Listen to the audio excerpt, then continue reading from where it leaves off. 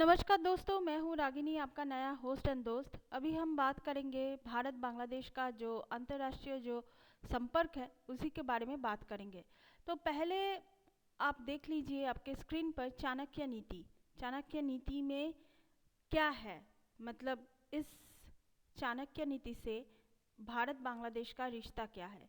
चाणक्य नीति में चाणक्य का जो थियोरी है उसमें ज़मीन और पानी ये दोनों चीज़ बहुत ही इम्पॉर्टेंट है हमारे जीवन में। तो ये ज़मीन और पानी को लेके पड़ोसी से तो मतलब जो टसल है वो होगा, ये होता है, हर जगह पे होता है, या फिर ज़मीन के ऊपर या फिर पानी को लेकर या फिर दोनों को लेके ही टसल या फिर डिस्प्यूट रहता है। एक देश को हम कैसे जानते हैं, किसी भी देश के बारे में आप सोचिए। अगर आप एक देश के बारे में जानना चाहते हैं तो कैसे जानेंगे, उसके बाउंड्री, उसका पॉपुलेशन, उसका गवर्नमेंट, उसका एग्रीकल्चर, उसका इंडस्ट्री, इसी से तो एक देश का जो परिचय है वो मिलता है। लेकिन ये ज़मीन और पानी ये दोनों भी बहुत ज़्यादा इम्पॉर्टेंट है। तो इसी के ऊपर बेस करके चाणक्य थियोरी में एक चैप्टर है मंडल चैप्टर या फिर मंडल थियोरी। तो वहाँ पर ही बोला गया है कि ज़मीन और पानी के मतलब इस दोनों के वजह से पड़ोसी मुल्क से तो ये डिस्प्यूट रहता है। ये है मंडल थियोरी। और अभी हम बात करेंगे बांग्लादेश के बारे में। बांग्लादेश के साथ भारत का जो कॉन्फ्लिक्ट है ये ज़मीन और पानी को लेके, लैंड डिस्प्यूट तो है ही, उसके बारे में हम लोग बाद में बात करेंगे। और तीस्ता और गंगा का जो फारक्का बैरेज है इसको लेकर भी डिस्प्यूट है। लेकिन अभी हम जिसके बारे में बात करेंगे, ये लैंड डिस्प्यूट कब से शुरू हुआ था। लैंड डिस्प्यूट शुरू हुआ था 1947 में, जब भारत ब्रिटिश मुक्त हो गया था, ब्रिटिश शासन मुक्त हो गया था, तब से लैंड डिस्प्यूट जो है ये शुरू हो गया था। तो बांग्लादेश भारत का ही एक हिस्सा था, अखंड भारत का। उधर से पाकिस्तान अलग हो गया, इधर से बांग्लादेश मतलब ईस्ट पाकिस्तान या फिर ईस्ट बंगाल, इस नाम से मूल जो भूखंड था उससे अलग हो चुका था बांग्लादेश। तो तभी से ये जो लैंड डिस्प्यूट है वो चल रहा है। इसके बाद हम लोग जिस बारे में बात करेंगे, जैसे कि विजय दिवस। विजय दिवस क्या है, 1971 में बांग्लादेश स्वाधीन हो चुका था, पाकिस्तान से अलग हो चुका था, और वो एक फ्री कंट्री के हिसाब से हम लोगों के सामने, पूरे विश्व के सामने आ चुका था। तो हमेशा के लिए भी यहाँ पर भी भारत ने मदद की। ये बांग्लादेश का जो जिसको हम बोलते हैं कि उन लोगों ने अपने देश के लिए, अपने भाषा के लिए जो संग्राम किए थे उसमें भारत ने भी मदद की थी, ये हम लोग सब जानते हैं। और उसी के हिसाब से इंडो बांग्लादेश रिलेशनशिप एक शुरू हुआ था। तो इंडो बांग्लादेश रिलेशनशिप अभी जिस जगह पे है वहाँ पर एक मैच्योरिटी के लेवल आ चुका है। यहाँ पर हम लोग देख सकते हैं कि जियोपॉलिटिकल जो इम्पोर्टेंस है वो तो है भारत और बांग्लादेश दोनों साइड में से ही, क्योंकि बांग्लादेश का मैप अगर हम देखेंगे तो तीनों दिशा से भारत ही है और एक दिशा में बे ऑफ बंगाल है। इसी के अलावा जो चीज़ है वो है 54 कॉमन रिवर्स है। इसके अलावा भारत और बांग्लादेश का जो कल्चरल जो मतलब सिमिलरिटीज़ है वो भी मैंने देखने लायक है, क्योंकि बांग्लादेश का जो नेशनल एंथम है वो है आमा सोनार बांग्ला। तो ये गाना और हमारा जो नेशनल एंथम है जनो गनो मनो, तो दोनों, ये जो दोनों नेशनल एंथम है लिखा है रविंद्रनाथ टैगोर ने। तो इससे ज़्यादा सिमिलरिटीज़ और क्या हो सकता है। और दूसरी बात है, एशिया में इंडिया को सबसे लार्जेस्ट इकोनॉमिक कंट्री के हिसाब से जाना जाता है इंडिया, और सेकंड लार्जेस्ट कंट्री है बांग्लादेश। हाँ, ये बात सही है। पाकिस्तान से अलग होने के बाद बांग्लादेश अपने इकोनॉमिक सेक्टर में बहुत ज़्यादा तरक्की की है, ये मानना पड़ेगा। और दूसरी बात जो है वो है कि भारत बांग्लादेश का जो इक्वेशंस है, डिस्प्यूट है, लैंड डिस्प्यूट, रिवर डिस्प्यूट, पानी को लेकर, ज़मीन को लेकर डिस्प्यूट है, लेकिन बांग्लादेश का एक खासियत है, जैसे कि अगर हम पाकिस्तान के साथ अगर बांग्लादेश का मतलब कंपेयर या फिर तुलना करें, तो पाकिस्तान क्या करता है, पाकिस्तान हमेशा जियोपॉलिटिकल सेक्टर को पहले रखता है। जियोपॉलिटिकल सेक्टर है अंतर्राष्ट्रीय जो संपर्क होता है एक मतलब दोनों देशों में, तो उसमें दोनों चीज़ बाहर आता है, एक तो जियोपॉलिटिकल सिचुएशन, एक है जियो इकोनॉमिक सिचुएशन। बांग्लादेश जो करता है वो जियो इकोनॉमिक सिचुएशन को हमेशा सामने रखता है, क्योंकि खुद के देशों का फ़ायदा ये देखता है। और पाकिस्तान के साथ क्या होता है, वो जियो इकोनॉमी को सामने नहीं रखता, वो जियो पॉलिटिक्स को ज़्यादा महत्व देते हैं। इसीलिए पाकिस्तान से अलग होने के बाद बांग्लादेश ने पाकिस्तान से हर मामले में बहुत ही आगे निकल चुका है, ये बात बिल्कुल भी सही है।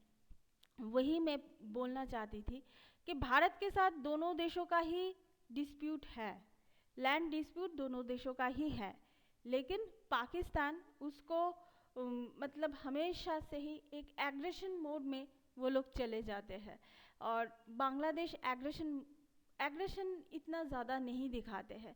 वो लोग वही जियोपॉलिटिक्स से पहले जियो इकोनॉमिक्स को वो लोग ज़्यादा महत्व देते हैं। तो इसी के हिसाब से हम आगे बढ़ते हैं। यही बात मैं समझाना चाहती हूँ। अब ये डायग्राम में आप देख सकते हैं, international relations and political science में इकोनॉमिक्स एंड ज्योग्राफी दोनों ही इम्पॉर्टेंट होता है। एक सब्जेक्ट्स को, पॉलिटिकल साइंस ऐसा सब्जेक्ट्स है, इसमें आपको दिखने को मिलेगा सोशियोलॉजी, इकोनॉमिक्स, ज्योग्राफी, हिस्ट्री तो है ही, तो ये सब सब्जेक्ट्स आपको दिखना मतलब आप देखेंगे पॉलिटिकल साइंस ऐसा ही एक सब्जेक्ट्स है। तो वही जियो इकोनॉमी और जियो पॉलिटिक्स यही बात है जो ये एक एक देश के ऊपर डिपेंड करता है। अपने फ़ायदे को देखोगे या फिर ज़मीन को लेकर लड़के मरोगे, मतलब सीधी बात यही है। इसके बाद हम लोग बात करेंगे 1971 से 1975, बंगबंधु शेख मुजीबुर रहमान एरा इस टाइम को बोला जाता है। इस टाइम में बांग्लादेश में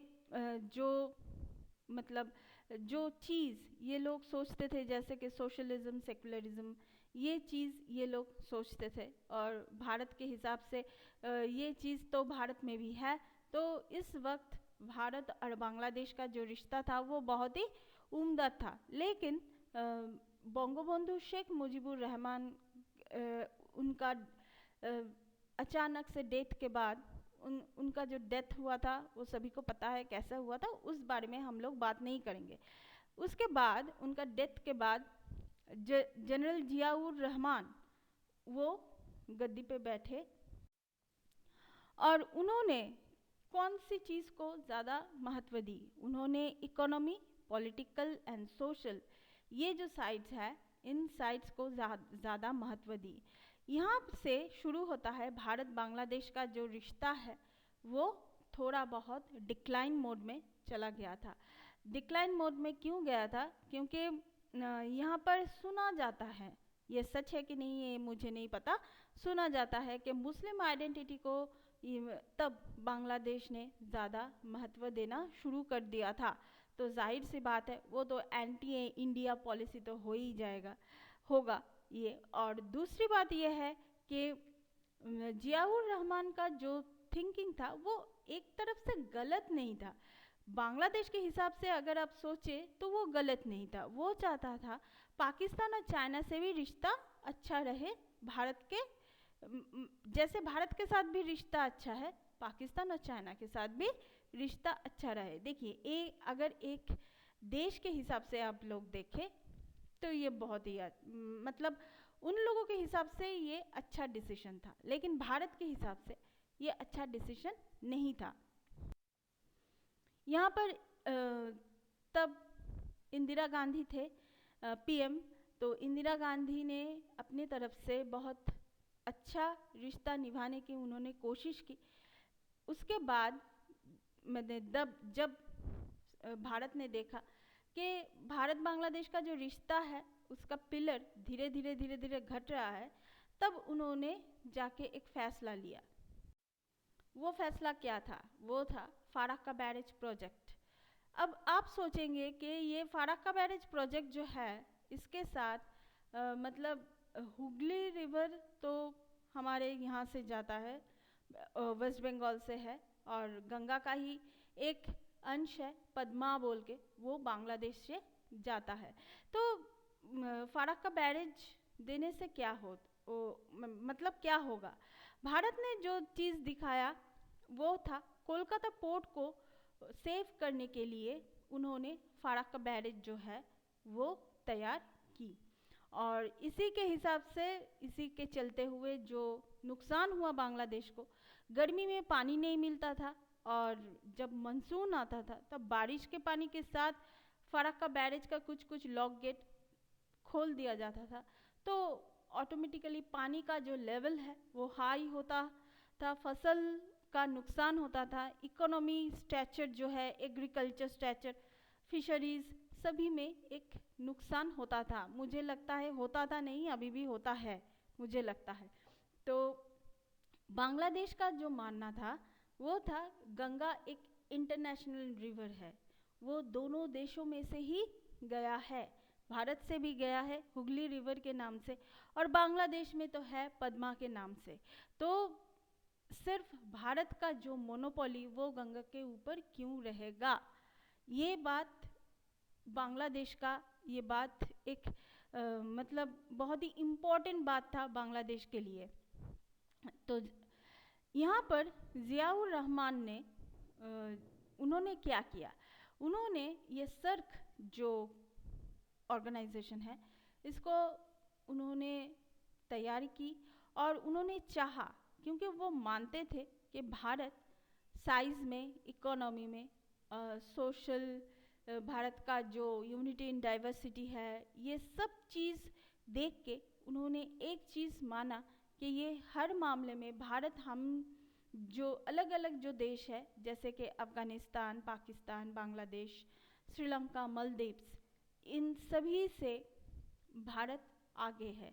तो भारत को सर्क के अंडर, सर्क जो ऑर्गेनाइजेशन है उसके अंडर भारत को ले लिया जाए। तो ये जो भारत अभी सर्क का एक कंट्री है, ये जियाउर रहमान के वजह से ही है। तो इसके अलावा भी और कुछ चीज़ है जो बहुत ही इम्पोर्टेंट है। अभी हम चलेंगे 1991 से 1996 एलपीजी। एलपीजी क्या है? 1991 से लेकर 1996 तक, तब बांग्लादेश में दोनों पार्टियां थे, अवामी लीग और बीएनपी। बीएनपी मतलब बांग्लादेश नेशनलिस्ट पार्टी। उनका जो प्रमुख नेता थे वो थे खालिदा जिया मैम। तो उस वक्त पर क्या एडॉप्शन हुआ था? एलपीजी का मतलब है लिबरलाइजेशन, प्राइवेटाइजेशन एंड ग्लोबलाइजेशन। तो ये तीनों चीज़ उन लोगों ने एडप्ट किया। उसी के हिसाब से बांग्लादेश में प्रोग्रेस तो आया, लेकिन स्लो टर्म में प्रोग्रेस आया, जैसे कि एग्रीकल्चर में, एक्सपोर्ट इंपोर्ट में। यहाँ से हम लोग एक इम्पॉर्टेंट चीज़ हम लोग देखेंगे कि चिटागोंग पोर्ट, चिटागोंग पोर्ट जो है वो बहुत ही इम्पोर्टेंट हो गया बांग्लादेश के लिए इंपोर्ट एक्सपोर्ट के मामले में।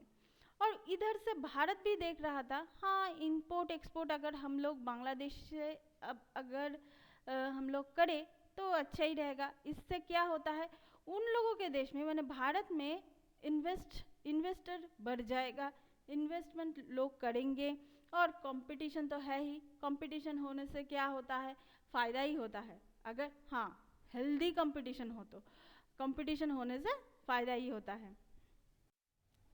अभी हम बात करेंगे लैंड डिस्प्यूट के बारे में। इसके बारे में तो बात करना ही पड़ेगा, चाहे किसी को अच्छा लगे बुरा लगे, लेकिन ये बात तो सही है, ये लैंड डिस्प्यूट तो है ही। अगर हम फारक्का बैरेज के बारे में बात कर सकते हैं, ये लैंड डिस्प्यूट के बारे में तो बात कर ही सकते हैं। तो बांग्लादेश, यहाँ पर आप लैंड को देखिए, दोनों तरफ बांग्लादेश है, वाइट कलर का जो पोर्शन है बांग्लादेश है, और बीच में से इंडिया का ज़मीन है। अभी बांग्लादेश में ये जो फ्री पासिंग का और फिर फ्री एक्सचेंज का जो सिस्टम है, वो बांग्लादेश जो चाहता था वो था फ्री एक्सचेंज हो, मतलब ये जो मतलब इस देश से वहाँ पर जाना, वहाँ से यहाँ पर आना, मतलब ये जो है ये फ्री पासिंग हो तो अच्छा रहेगा। लेकिन इंडिया ने क्या किया, लीज में दे दिया, और सिर्फ 12 घंटे तक ये जो एक्सचेंज चलता था वो सिर्फ 12 घंटे तक चलता था। इसको हम बोलेंगे 3 बीघा कॉरिडोर।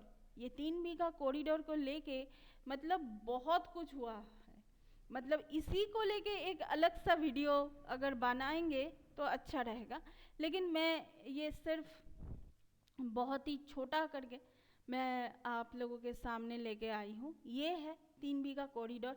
अब मैप देख के ही आपको समझ में आ जाएगा कि कैसे, मतलब ये जो ज़मीन का जो डिस्ट्रीब्यूशन है ना, मतलब बहुत ही कॉम्प्लेक्स है ये ज़मीन का जो डिस्ट्रीब्यूशन हुआ है।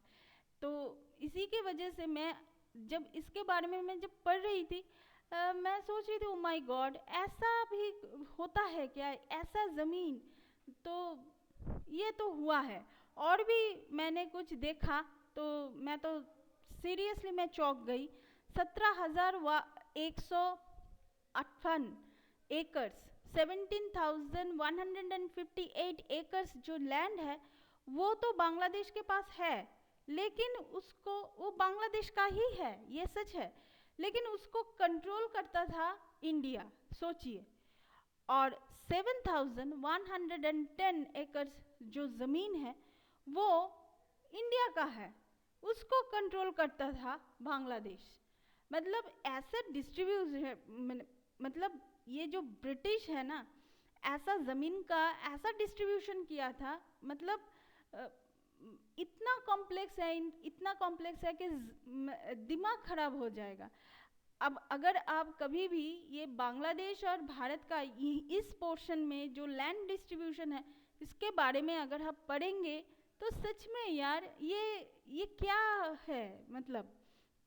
और इसके बाद भारत ने ये सब कुछ जो जो चीज़ बांग्लादेश का था वो सब कुछ बांग्लादेश को लौटा दिया। क्यों दिया, अभी ये सवाल उठेगा। मतलब दिया इसीलिए दिया कि ये जो डिस्प्यूट है ये लॉन्ग टर्म में चलता रहता था, मतलब लॉन्ग टर्म में ज़मीन को लेकर ये जो डिस्प्यूट चलेगा ये सही नहीं है, इसलिए ठीक है उनका चीज़ उनको लौटा दो। और इंटरनेशनल लेवल में भारत का एक स्टैंड है, ये जो स्टैंड जो है भारत का वो बरकरार रखे, मतलब बरकरार रहे, इसी के हिसाब से वो लोग ये ज़मीन बांग्लादेश को लौटा दिया। इसके बाद हम लोग बात करेंगे जी ये जो इंपोर्ट एक्सपोर्ट का जो मामला है भारत के साथ बांग्लादेश का, भारत का तो फ़ायदा ही हुआ है, हाँ ये बात सही है। बांग्लादेश के साथ ये जो इंपोर्ट एक्सपोर्ट का जो रिश्ता है इसी के हिसाब से भारत का फ़ायदा हुआ है, लेकिन बांग्लादेश का भी क्वेश्चन था हम लोगों का क्या फ़ायदा हुआ है। जैसे कि नो टैक्स, मैंने टैक्स लेता ही नहीं है भारत। जब बॉर्डर क्रॉस करके जब ट्रक जो जो चीज़ लेके भारत में आते हैं तो ये जो है ये इंपोर्ट एक्सपोर्ट में कोई टैक्स लगता ही नहीं है उन लोगों को। ट्रक क्योंकि अगर ये जो बॉर्डर में ट्रक अगर खड़ा रहेगा तो उसका परमिट को लेके शुरू करके उसका टैक्स पेपर, गुड्स जो आता है गुड्स पेपर, हर एक चीज़ देखने में 1 वीक लग जाता है बॉर्डर में, ये बात सही है 1 वीक लग जाता है। और बांग्लादेश के हिसाब से क्या होता है 1 वीक लग जाएगा तो क्या होगा, प्रोडक्ट का जो टैक्स है वो बढ़ेगा, प्रोडक्ट का टैक्स बढ़ेगा तो प्रोडक्ट का प्राइस बढ़ेगा। प्रोडक्ट अगर मार्केट में आया, इंडिया के मार्केट में अगर आ जाएगा तो उसका दाम भी बढ़ जाएगा, उसके दाम के हिसाब से जितना मुनाफा होना चाहिए उतना नहीं होता। तो भारत ने क्या किया, ये जो टैक्स का जो फॉर्मेलिटीज़ है ये छोड़ दिया। एक वीक तक परमिशन मिलने तक, एक वीक नहीं, मतलब अभी एक वीक तक वेट करना नहीं पड़ता। अभी वो लोग तुरंत वो जो ट्रक है उसको छोड़ देते हैं। ये जो ट्रांसपोर्टेशन जो कॉस्ट है ना बहुत ही लो हो चुका है, मतलब बांग्लादेश के हिसाब से। तो इसी में और भारत और बांग्लादेश दोनों मिलके ये एक्सपोर्ट और इंपोर्ट के मामले में क्या किया, दोनों देश एक जगह पे आके ये एक साथ में डिसीजन लिया कि ताकि ट्रेड जो है, ट्रेड रूट जो है वो आसान हो जाए, भारत के लिए भी बांग्लादेश के लिए भी। इसके बाद हम लोग जिसके बारे में बात करेंगे वो है रेलवे। रेलवे बांग्लादेश के साथ भारत का रेलवे तो स्थापित हो ही चुका है। ये जो है अखौरा से अगरतला, यहाँ पर एक रेलवे ट्रैक है। 2018 में ये हुआ था रेलवे लिंक जिसको हम बोलेंगे। तो इसी के हिसाब से सब लोग सोचते हैं कि कोलकाता से अगरतला का जो रेलवे रूट हो सकता है, अभी शुरू हुआ कि नहीं ये मुझे नहीं पता। कोलकाता से अगरतला तक रेलवे ट्रैक कुछ शुरू हुआ है ये तो वो लोग ज़्यादा बोल सकते हैं, अच्छी तरीके से बोल सकते हैं। तो ये 1000 किलोमीटर कम हो जाएगा, वो समय भी मतलब जो समय है समय भी सेव हो जाएगा। इसके अलावा और एक चीज़ है जो Bangladesh, Bhutan, Bharat, Nepal motor vehicles agreement हुआ है, BBIN इसको हम बोलेंगे। तो ये जो मोटर व्हीकल्स एग्रीमेंट है वो भी सक्सेसफुली चल रहा है, अब मतलब अभी तक चल रहा है। और ये जो 2024 जुलाई उसके बाद क्या है, सिचुएशन क्या है, मैंने जो बोला उसके पहले का सिचुएशन और उसके बाद का क्या सिचुएशन है ये तो मुझे नहीं पता अभी। तो ये था भारत बांग्लादेश का जो रिश्ता।